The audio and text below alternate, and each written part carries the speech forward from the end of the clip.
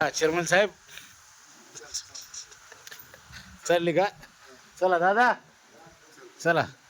बघा मित्रांनो, असं पाऊस आहे आमच्या इथं तळ्यावर, छत्री बॅग. चला दादा.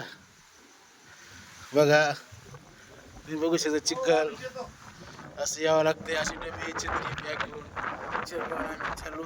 चला हो दादा.